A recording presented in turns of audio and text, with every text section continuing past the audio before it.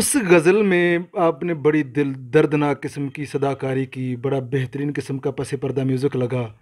तो ऐसा लगता था कि जैसे सदाकार का उस उन लफ्ज़ों के साथ कोई रिश्ता भी है। तो क्या उन दिनों आप भी कोई टूटे हुए दिल वाले थे? उसका दिल दिल नहीं पत्थर का कलेजा होगा, जिसको फूलों का हुनर आंसू का जादू आए।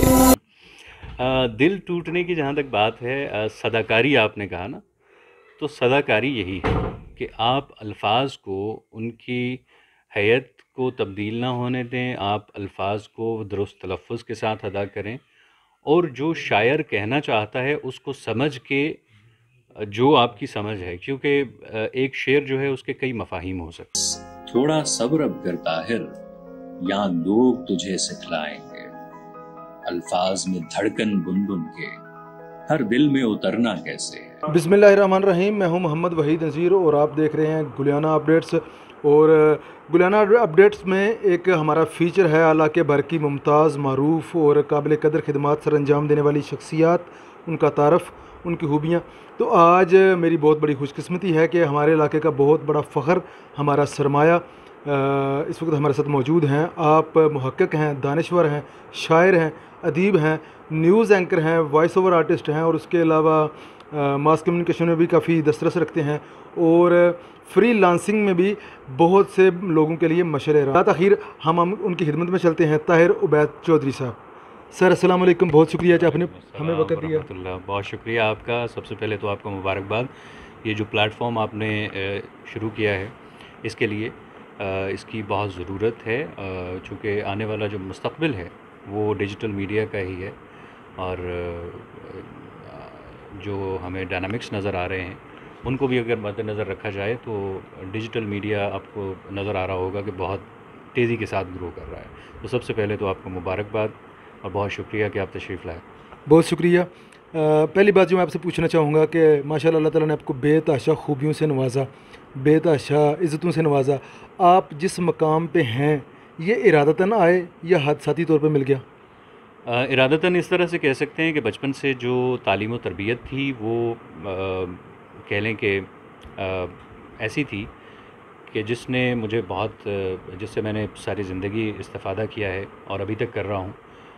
हादसाती तौर पे इसलिए कह सकता हूँ कि मैं तो घर से एक कंप्यूटर लेने गया था और पता चला कि गुजरात में कोई रेडियो जो है वो आया है, तो वहाँ पे ऑडिशंस हो रहे हैं। तो दोस्तों ने, जो कि मेरे साथ मेरे क्लास फेलोज़ थे, उन्होंने इसरार किया कि आप भी ऑडिशन दे के आएँ, क्योंकि स्कूल से ही, बचपन से ही क़िरात के मुकाबलों में, इसके अलावा नातिया मुकाबलों में, तकारीर के मुकाबलों में मैं हमेशा पेश हुआ करता था। तो हादसाती तौर पे ये कह लें कि आ गया, लेकिन फिर उसको जब प्रोफेशन बनाया तो वालिद साहब ने कहा कि जब आपने इसको प्रोफेशन बना लिया है तो अब इसको कंटिन्यू करेंगे आप। थोड़ा सा अपना फैमिली पस मंज़र बता दें कि आप किस घराने से ताल्लुक़ रखते हैं और उन्होंने किस तरह आपकी सपोर्ट की? बेसिकली ज़मींदार घराना है और ज़मींदार घरानों में जिस तरह के आपको पता ही है, इतना उमूमन रिवाज नहीं हुआ करता पढ़ने लिखने का, लेकिन अल्हम्दुलिल्लाह परदादा, दादा, फिर जितने भी ताया, चचा और फूफियाँ, जितने भी रिश्तेदार थे, अल्हम्दुलिल्लाह सारी फैमिली जो है वो टीचर्स की, डॉक्टर्स की और इंजीनियर से भरी पड़ी है। तो मेरा ज़रा चूँकि डायरेक्शन चेंज हो गई। बहरहाल बचपन से जो मुझे सबसे ज़्यादा तरबियत में मेरे जिनका हाथ था वो मेरे दादा जान का, वालिदा के बाद, कि उन्होंने बचपन ही से, चूँकि वो ख़ुद भी मुअल्लिम थे, आलिम थे, तो उन्होंने बड़ी कोशिश की कि जो भी जितनी जल्द अज़ जल्द वो मुझे जो कुछ सिखा सकते हैं, जो कुछ इल्मी हवाले से जो मेरी रहनुमाई कर सकते हैं, तो वो उन्होंने की और डायरेक्शंस देने में भी उनका बहुत बड़ा हाथ था। और बाकी अल्हम्दुलिल्लाह भाइयों में और कज़न्स में सारे अल्हम्दुलिल्लाह अपनी अपनी मसरूफ़ियात में, अपने अपने स्टडीज़ में और अपने अपने जो प्रोफेशन है उसमें चल रहे हैं और कोशिश सबकी होती है। हमसे तो माशाल्लाह सभी बहुत बेहतर हैं। शायरी के हवाले से बताएं कि शेर कहना कब शुरू किया और अब तक आपने कितनी किताबें शाया करवाईं? शेर कहना मैंने बाकायदा तौर पे मैट्रिक में शेर कहना शुरू किया था। لیکن پھر کچھ عرصہ چھوڑے رکھا. چونکہ میں ایف ایس سی کے دوران ہی بلکہ ریڈیو میں آ گیا تھا, تو وہ ریڈیو پہ میرے پروگرام کی نوعیت یہ تھی کہ رات کا پروگرام ہوا کرتا تھا. تو وہ رات کے پروگرام کی وجہ سے شعر و شاعری سے نسبت چونکہ شروع سے تھی, بیت بازی کے مقابلوں میں جایا کرتے تھے, اشعار جو ہیں وہ بے تحاشا یاد ہوا کرتے تھے زبانی, تو اس سے کافی استفادہ حاصل کیا. عروض کو پھر سیکھنے کی کوشش کی, بہت سارے اساتذہ کے سامنے زانوِ تلمذ جو ہے وہ طے کیا. اب تک 2013 میں جس کے 2 ایڈیشنز آ چکے ہیں, سب تیرے واسطے پہلی میری بک تھی. اس کے بعد 2 سال کے بعد دوسرا میرا مجموعہ کلام آیا, تیرا ساتھ اگر نہ ملتا. پھر اس کے بعد یاد کا چھٹا موسم, جو کہ کچھ 4 سال پہلے شائع ہوئی ہے. بیچ میں ایک نعتیہ کلام کا مجموعہ تھا, ایک بکلیٹ تھی عقیدتوں کے گلاب. وہ میرا ایک پروگرام ہوا کرتا تھا 2006-07 میں ریڈیو کا, تو اسی کی مناسبت سے میں نے اس کتاب کا نام جو ہے ہدیہ عقیدت کا نام وہ عقیدتوں کے گلاب رکھا. ایسا ادیب قلم کار شاعر جس سے آپ بہت زیادہ متاثر ہوئے ہوں, یا جس نے اس قوم کے اندر ایک تحریک برپا کی ہو؟ لسٹ تو بہت لمبی ہے. بہرحال کچھ نام ہیں. اگر آپ اس ملک کی بات کرتے ہیں, اور فیض احمد فیض صاحب ہیں, احمد فراز صاحب ہیں, اس کے علاوہ پروین شاکر صاحبہ, احمد ندیم قاسمی, بہت سارے نام ہیں. اب کن کن کے نام آپ کو گنواؤں؟ اچھا, اگر آپ کو اس وطن عزیز کی تعمیر میں اپنا حصہ ڈالنے کا موقع ملے تو آپ سب سے پہلے کس شعبے میں ہاتھ ڈالیں گے اور کس شعبے کی درستگی کرنا پسند کریں گے؟ دیکھیے, وطن عزیز میں جو سب سے بنیادی چیز ہے اور جس پہ معاشرہ کھڑا ہوتا ہے وہ انصاف پہ ہوتا ہے. تو میری تو کوشش ہوگی اگر مجھے موقع ملا کبھی بھی زندگی میں, اور اس میں میں خود بھی ابھی طبع آزمائی بھی کر رہا ہوں, کیونکہ میں لاء کا اسٹوڈنٹ بھی ہوں. ابھی بہت سارے آپ کو معلوم ہی ہوگا رستے جو ہیں وہ تبدیل کر کے, تو ابھی لاء کی اسٹڈی کر رہا ہوں. تو انصاف جو ہے وہ اس معاشرے کا سمجھ لیں کہ ایک سیٹ بیک ہے, جس میں ہمیں بہت محنت کی ضرورت ہے, اور اس میں بہت ساری چیزیں ایسی ہیں جن کو ہمیں ریفائن کرنا ہے.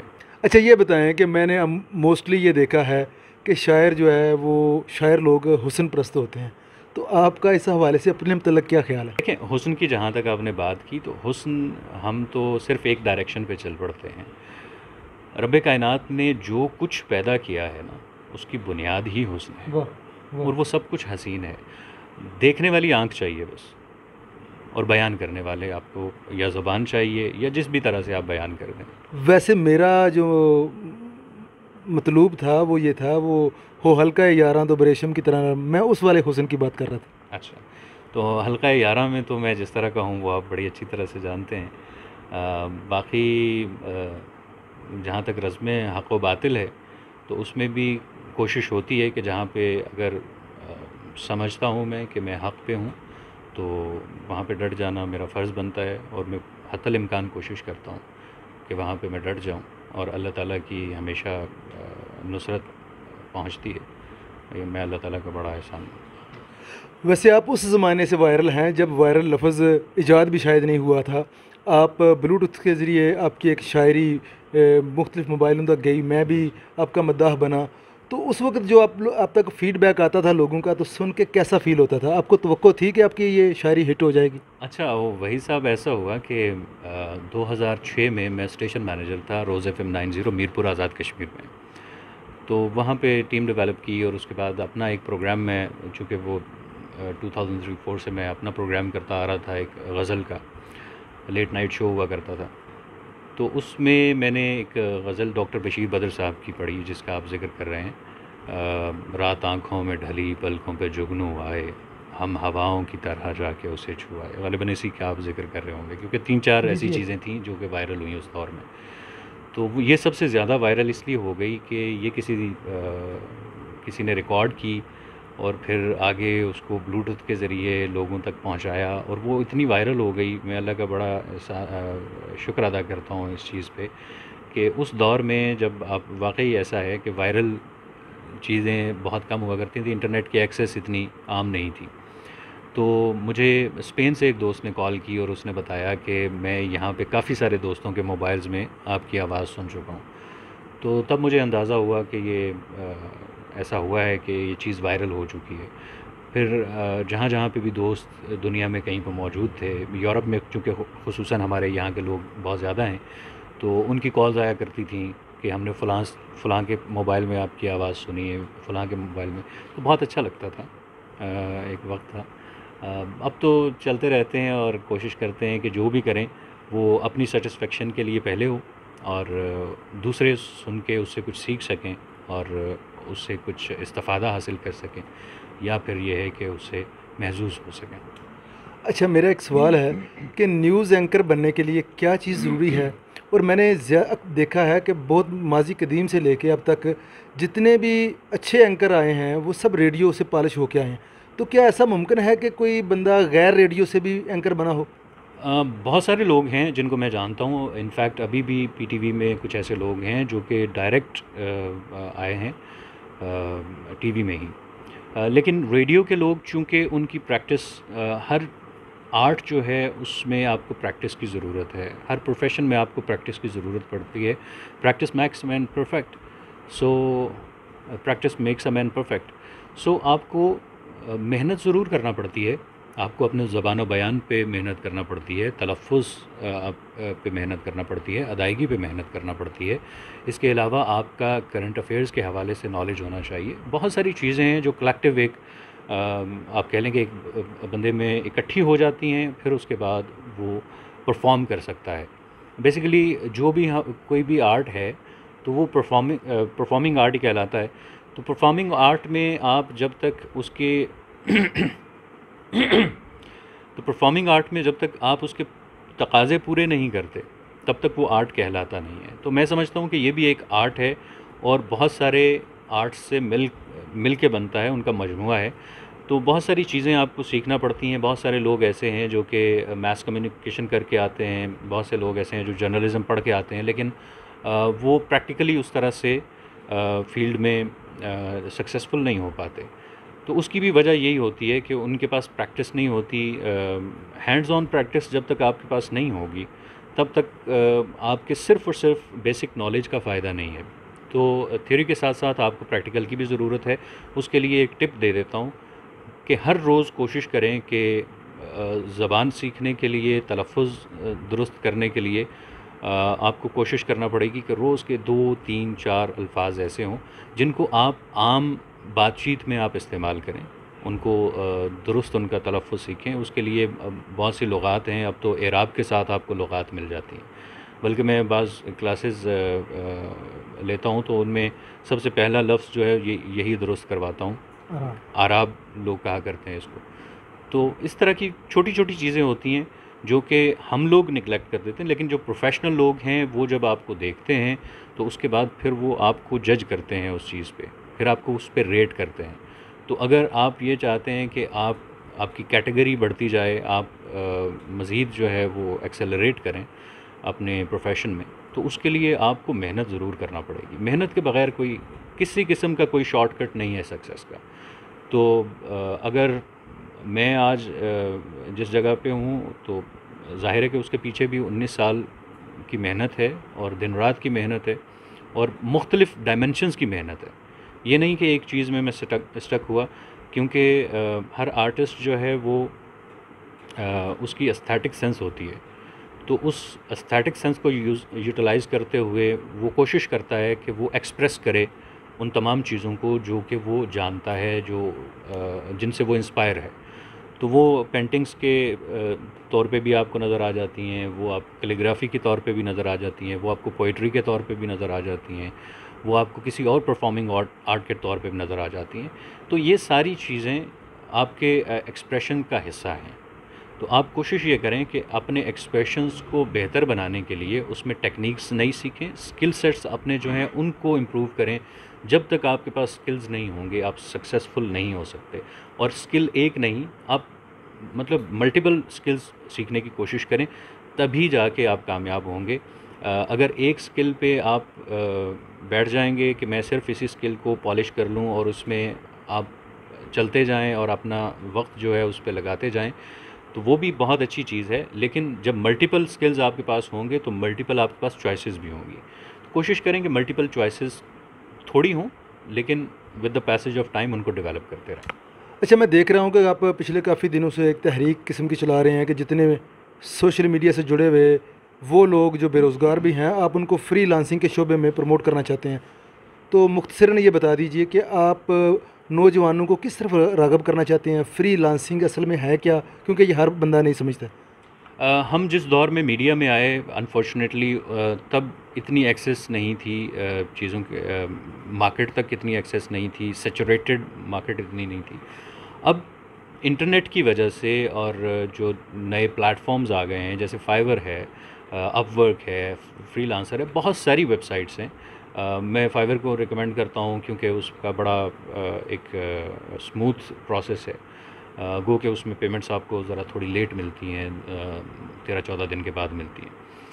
فری لانسنگ جو ہے بیسیکلی آپ یہاں پہ بیٹھے ہوئے ہیں پاکستان میں، کسی گاؤں میں بیٹھے ہوئے ہیں، آپ چاہے کسی اپنی دکان پہ بیٹھے ہوئے ہیں، اگر آپ کے پاس اسکل ہے کوئی ایسی جو کسی کو چاہیے، وہ بندہ امریکہ میں بیٹھا ہوا ہے، وہ آسٹریلیا میں بیٹھا ہوا ہے، وہ کہیں پہ بھی بیٹھا ہوا ہے دنیا میں، اگر اس کو وہاں پہ اس اسکل سیٹ کا بندہ چاہیے تو وہ ایکسیس کر سکتا ہے کسی بھی جگہ سے، کم قیمت میں بھی، کم پیسوں میں بھی.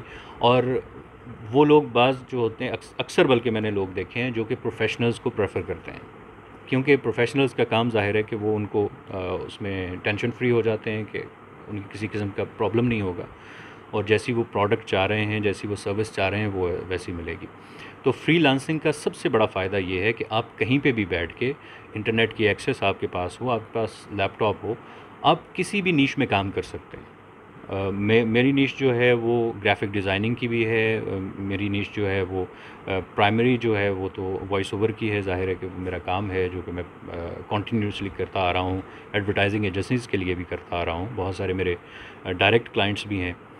لیکن اس کا مجھے سب سے بڑا فائدہ یہ ہوا کہ بزنس کے ساتھ ساتھ لاک ڈاؤن کی خاص طور پہ سچویشن میں، جب کہ سارے بزنسز آپ کے بند ہیں، تو اس میں یہ چیز گرو کر رہی ہے.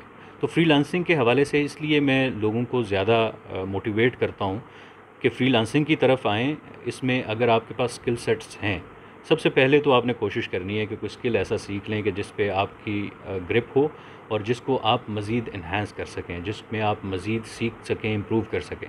ایسا اسکل سیٹ لے کے اس کے بعد آپ نے جو پہلا کام کرنا ہے وہ یہ کرنا ہے کہ فری لانسنگ کی طرف آنا ہے. اگر آپ کے پاس سرمایہ ہے تو آپ بزنس کی طرف آ جائیں، آپ اپنا آفس بنائیں اور اپنے اسکلز جو ہیں وہ لوگوں کو بیچیں. اور اگر یہ نہیں کر سکتے تو کم از کم اتنا ضرور کریں. میں اپنا بزنس بھی کرتا ہوں لیکن ساتھ میں فری لانسنگ بھی کرتا ہوں، میں جابز بھی کر رہا ہوں، تو وہ ساری چیزیں ساتھ ساتھ میں چل رہی ہوتی ہیں. میں جتنے بھی نوجوان سن رہے ہیں، دیکھ رہے ہیں، کامیابی کا کوئی شارٹ کٹ نہیں. یہ اپنے دماغ میں یہ چیز بٹھا لیں، کامیابی آپ کو کوئی آگے نہیں دے سکتا. اور اگر آپ کو بالفرض کوئی آ کے کچھ دے بھی دیتا ہے تو اس کا آپ کو وہ مزہ نہیں آئے گا جو کامیابی آپ اپنی محنت سے حاصل کریں گے. تو کوشش کریں اور کوشش کرتے رہیں. اس میں آپ کو ہرڈلز بھی آئیں گی، سب کچھ ہوگا، لیکن at the end of day آپ مطمئن ہوں گے، آپ اپنے کام سے بھی مطمئن ہوں گے، آپ اپنے اسکل سے بھی مطمئن ہوں گے، اور آپ میں وہ کانفیڈنس بلڈ اپ ہوگا جس کانفیڈنس کی ضرورت ہے. بہت شکریہ سر، آپ نے ہمیں وقت دیا. آپ نے طاہر عبید چودھری صاحب کی گفتگو سنی. یقیناً یہ بہت مختصر سے وقت میں ہمارا تشنگی تو نہیں بجھا سکی، اور یقیناً آپ بھی اسی طرح ہوں گے. اگر آپ کو کوئی سوال پوچھنا ہے تو کامنٹ باکس میں پوچھیں، ہم انشاءاللہ دوبارہ ایک انٹرویو بھی کر سکتے ہیں. اور موٹیویشن کے لحاظ سے جو فری لانسنگ کا جو سر بتا رہے تھے کہ جتنے لوگ فری لانسنگ کے ڈپارٹمنٹ میں آنا چاہتے ہیں وہ سر کی فیس بک آئی ڈی کو بھی فالو کر سکتے ہیں، اور وہاں پہ آپ کو اپنا ایک لائف کا گول سیٹ کرنے کا موقع مل سکتا ہے. اب تک کے لیے اتنا ہی. انشاءاللہ نیکسٹ ٹائم کسی اچھی ویڈیو کے ساتھ حاضر ہو جائیں گے. تب تک کے لیے اجازت دیجیے. اللہ نگہبان.